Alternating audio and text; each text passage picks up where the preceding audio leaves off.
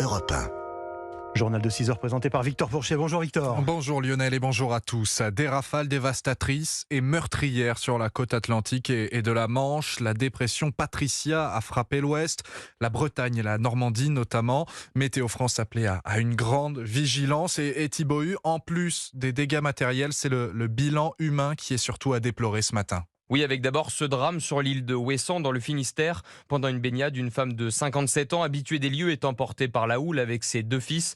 Les secours interviennent par avion. Les jeunes sont sains et saufs, mais la quinquagénaire noyée n'est pas réanimée. Une baignade à haut risque alors que l'alerte orange vague submersion est en vigueur. Fait rare en cette saison, c'est la première fois que ce niveau de vigilance est déclenché pendant l'été. Et dans les terres, les rafales de vent dépassent les 100 km/h. De nombreux arbres sont tombés, notamment sur un enfant de 10 ans écrasé en Charente-Maritime. Le petit garçon, évacué par hélicoptère, souffre d'un traumatisme crânien. Son pronostic vital est engagé. Dans l'Orne et près de Rennes, d'autres chutes d'arbres ont coupé la circulation des trains et des voitures. Alors pour aujourd'hui, les bourrasques vont se calmer, mais la mer sera toujours très agitée sur la côte atlantique et la Normandie. En vigilance jaune, vague submersion. Thibaut Hu pour Europe 1, des vents forts dans une moindre mesure dans le sud-est, mais qui viennent s'ajouter à la sécheresse et font craindre un risque d'incendie. Le département des Bouches-du-Rhône en vigilance rouge demain, le Var, le Vaucluse et l'Hérault en orange. L'actualité politique et cette initiative d'ampleur que promet Emmanuel Macron. Fin août, une tentative de réunir autour d'un projet tous ceux qui veulent s'y retrouver sans leur demander d'adhérer à tout. C'est ce que dit le président au Figaro Magazine.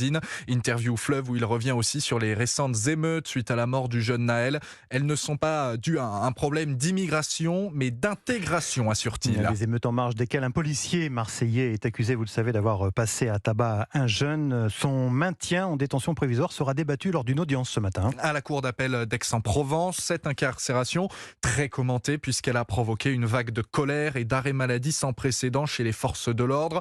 Un mouvement dans la suite dépend du jugement rendu aujourd'hui, selon Edicide, porte-parole du syndicat Unité SGP Police FO. La décision qui sera prise aujourd'hui au niveau des magistrats, il est indéniable qu'elle aura un impact fort sur la mobilisation et la motivation de mes collègues. Voilà. Nous espérons tous la libération de notre collègue. Maintenant, la libération de notre collègue n'empêchera pas effectivement que la mise en examen continue, n'empêchera pas qu'une décision pénale soit prise. L'idée, c'est de prévaloir effectivement la présomption d'innocence et l'idée, c'est que cette présomption d'innocence soit respectée aussi pour les policiers. Il est hors de question qu'une décision de magistrat soit prise eu égard à un pseudo-mouvement d'humeur de certains opportunistes qui n'attendent qu'une chose, qu'une pseudo-excuse, c'est de piller. Parce qu'aujourd'hui, je ne vous cache pas que les policiers marseillais n'ont aucun intérêt à rester ici, si ce n'est prendre des coups, se retrouver incriminés, comme c'est le cas par la justice, dès qu'ils font ce pourquoi ils sont payés, c'est-à-dire leur travail. Et c'est ce qui est aujourd'hui inaudible pour nous. Et d'ici, le porte-parole du syndicat Unité SGP Police FO au micro Europe 1 d'Inès Zegloul, on parlait des émeutes et c'est une information Europe 1. Gérald Darmanin a demandé au cadre du ministère de l'Intérieur de mobiliser l'ensemble des moyens nécessaires au suivi des individus qui ont participé au débordement et ce, en vue de garantir la sécurité lors du mondial de rugby et des Jeux Olympiques de Paris 2024. 6h03 Europe 1. Après la France, les États-Unis évacuent certains de leurs ressortissants au Niger. 8 jours après le coup d'État dans le pays, c'est le personnel non essentiel de son ambassade à Niamey que Washington veut exfiltrer. Les États-Unis qui ont donc élevé leur niveau d'alerte et qui déconseillent par ailleurs à tous ses citoyens de se rendre au Niger. Le Niger d'où s'apprête à décoller le 5e et dernier avion affrété par la France. Il n'y a pourtant aucune raison objective à ces évacuations de ressortissants, assurent les putschistes. Ils sont pour l'instant 992 civils, dont 560 Français à s'être posés depuis hier à l'aéroport Roissy-Charles de Gaulle. Des Français soulagés qu'a rencontré Antoine Bienvaux pour Europe 1. Ça fait du bien, on est rassurés. C'était le stress, on n'était pas sûr de trouver un vol. Du coup, on a appelé l'ambassade et ils nous ont aidés à venir comme ça. Là, oui, on va rentrer à la maison, on va se reposer parce que ça fait depuis hier que c'est un peu le stress. On a eu peur parce que bon, quand on ne sait pas à quel moment ça peut dégénérer et jusqu'à quel niveau ça peut dégénérer, c'est pareil, on ne peut qu'avoir peur. Ça a été plus qu'une surprise, c'est une stupéfaction avec plein d'amertume et de regrets. Parce que personnellement, je ne l'ai pas vu venir. Content et surtout, je remercie la spontanéité avec laquelle la France a pu faire partir les gens. C'était des vacances, quoi, tout allait bien. Et ensuite, vers le 27, 2007, il y a eu le coup d'État. Donc pendant quelques jours, on n'est pas sorti. Ah oui, ça fait du bien, même si ça fait un petit pincement au cœur de laisser certaines personnes là-bas. Par exemple, ma grand-mère.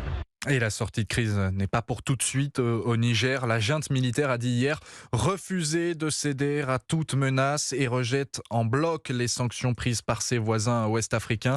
Les États de la CEDEAO, dont un représentant était au Niger hier pour négocier avec les putschistes. Le Nigeria a par ailleurs coupé ses approvisionnements d'électricité alors que le Niger dépend énergétiquement à 70% de son voisin. L'étranger toujours aux États-Unis. L'audience très attendue de Donald Trump ce soir, poursuivi, on le sait, depuis hier pour complot. À 16h, heure locale, 22h en France, il sera informé formellement de son inculpation. L'ancien président s'y rendra en personne à cette audience, l'occasion pour lui de profiter au maximum du retentissement médiatique et d'en tirer un bénéfice politique. En coulisses, ses avocats essayent déjà de dépayser le procès à venir. Ils veulent éviter un jugement rendu par un jury de l'État de Washington, État qui vote traditionnellement largement pour les démocrates.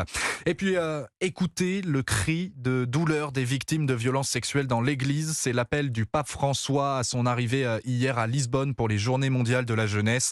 Le souverain pontife qui a par ailleurs rencontré 13 de ses victimes dans la capitale portugaise, 6 mois après la publication d'un rapport accablant sur ses affaires dans le pays. Europe 1, 6h06, la suite de votre journal. Victor Pourchet, Lionel Cougelot. C'est un nouvel espoir pour des millions de patients atteints de cancer. Les scientifiques sont en passe de réussir à contourner la résistance au traitement de la maladie. Et c'est le principal frein à la guérison dû à la mutation des cellules qui deviennent plus armées contre les chimiothérapies. Une équipe de chercheurs du CNRS a réussi à bloquer ce phénomène de résistance. Les résultats viennent d'être publiés. Yasmina Katou, expliquez-nous comment cela fonctionne.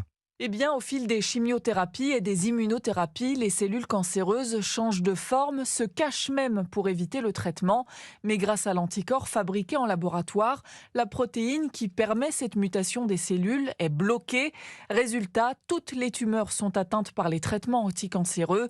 Patrick Mélène, directeur du Centre de cancérologie de Lyon, fait partie des scientifiques à l'origine de cette découverte.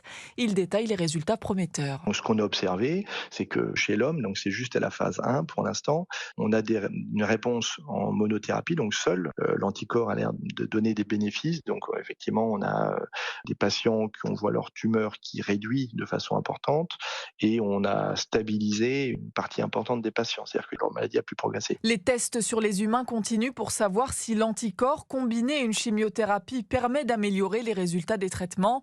En tout cas, sur les souris, c'est certain, l'étude le prouve, les thérapies ont plus de chances d'anéantir le cancer grâce à l'anticorps. La spécialiste santé d'Europe 1, Yasmina Katou. On en vient maintenant à cette question. Comment se fait-il que nous mangeons plus de viande en achetant moins ? Les chiffres sont là. 85,2 kilos, c'est la quantité moyenne de viande consommée par chaque Français en 2022, plus 1,2% sur 2 ans. Mais cette hausse de la consommation, elle s'accompagne d'une baisse des achats de viande en supermarché et en boucherie, au profit de produits déjà transformés. Hugues de Tournemire. Oui, on mange plus de viande, mais on la cuisine moins. Autrement dit, les Français désertent quelque peu leur boucherie. Les achats par les ménages de porc, bœuf ou agneau ont diminué de 4,2%. La volaille, elle, chute de 5,6%.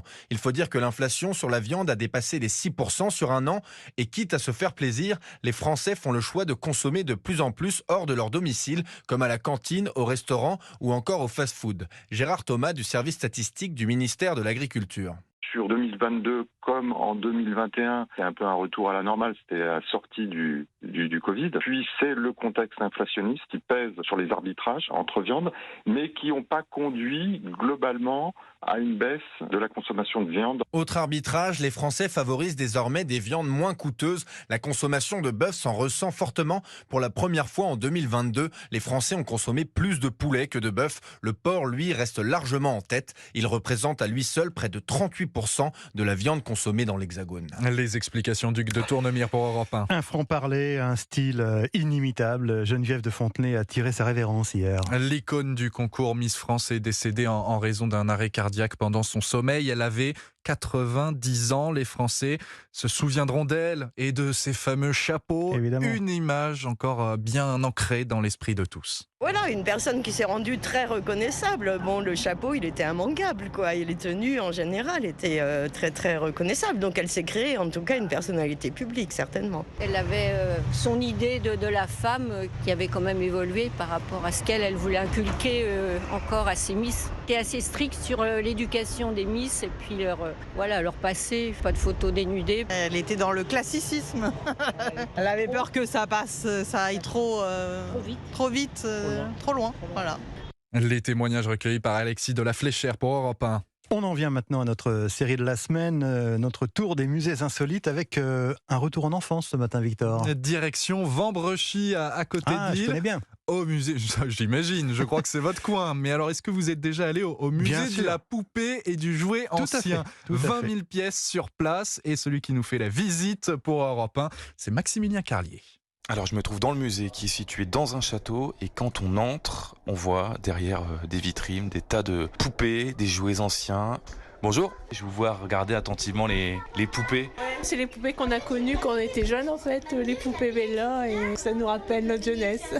Quand on descend pour arriver dans la deuxième et troisième salle, on voit des mécanos, des voitures Citroën, des Barbie. Alors c'est un peu plus bruyant ici parce qu'il y a des jeux flamands en bois.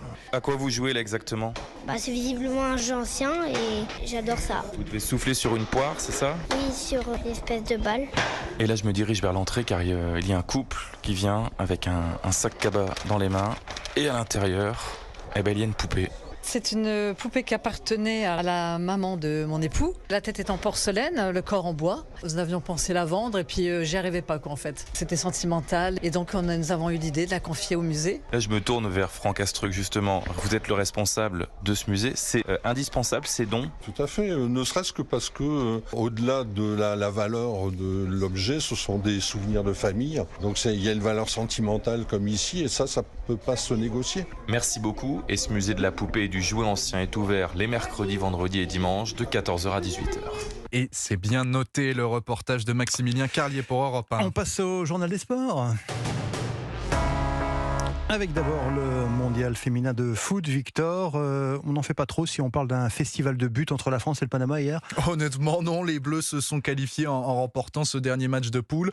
6-3, direction les 8e de finale. Objectif rempli pour l'attaquante Clara Matteo, avec quelques bémols quand même. C'est vrai qu'on était venu ici pour finir première de notre groupe, c'est chose faite. Et après, forcément, c'est un peu mitigé parce qu'on a pris quand même 3 buts ce soir. Après, on savait aussi que le Panama allait rien avoir à perdre. Donc, elles ont joué leur coup à fond. Nous, on a quand même fait preuve d'une belle efficacité offensive. Donc, on va se servir de ça et garder le positif. Clara Matteo à nos confrères de Canal+. Les Bleus sauront cet après-midi à qui elles affronteront un mardi prochain en 8e de finale. Ça se joue entre l'Allemagne, le Maroc et la Colombie qui s'affrontent ce midi. L'Allemagne, ce serait un gros client, hein, attention. Ouais. En football toujours, mais chez les hommes, cette fois, première de la saison au Vélodrome pour les Marseillais et première défaite. 2-1 contre les Allemands du Bayer Leverkusen, dernier match amical des Olympiens avant déjà un tournant de leur saison. La rencontre face au Panathinaikos en tour préliminaire de la prochaine Ligue des Champions. Défaite, mais bon contenu. Toutes les recrues de l'été ont joué et il y a même eu un retour acclamé par les supporters. Amin Harit qui s'était gravement blessé au genou en novembre dernier. Très heureux, voilà. C'était un accueil magnifique, voilà. Beaucoup d'émotions, beaucoup de fierté parce que c'était pas facile durant cette période, mais très content aujourd'hui d'avoir pu rejouer. Voilà, on va continuer à bosser à l'entraînement la semaine pour revenir au top, mais je pense que c'est des étapes qui forgent la carrière d'un footballeur et je pense qu'aujourd'hui je suis prêt à tout affronter et que après ce qui s'est passé, je vais revenir encore plus fort qu'avant. Et donc, Olympique de Marseille, Panathinaikos, c'est mercredi prochain. Il y avait du basket aussi. Hier, l'équipe de France poursuit sa bonne préparation avant le mondial. Victoire 80-69 face au Monténégro. 36 points, rien que pour le duo Evan Fournier et Rudy Gobert. Gobert, le pivot qui a même marqué son premier panier à 3 points en près de 900 matchs en carrière. Il s'en est amusé après la rencontre. J'ai l'impression d'avoir perdu ma virginité ce soir. Non, mais c'est quelque chose sur lequel je travaille beaucoup. Et chaque année, ma confiance, elle augmente avec le travail. Et il faut que je prenne l'habitude de les prendre en match. Voilà, mes coéquipiers me font confiance, mon coach me fait confiance. Et je vais continuer de les prendre. Voilà, donc Rudy Gobert qui a perdu sa virginité hier soir, on est heureux de l'apprendre. Oui, en basket, on précise. Une moins bonne nouvelle, Victor, pour nos rugbymen. Qui se préparent aussi à la Coupe du Monde en France, avec un blessé de plus dans leur rang. Après l'incontournable 3e ligne L, François Cros, le 2e ligne Romain Taofi Fénois est touché à la cuisse droite. Le 15 de France qui a rendez-vous avec l'Écosse pour un test match samedi. Premier test effectivement pour le 15 de France de Fabien Galtier en vue évidemment de la Coupe du Monde. Merci Victor Pourchet, c'était le journal des sports.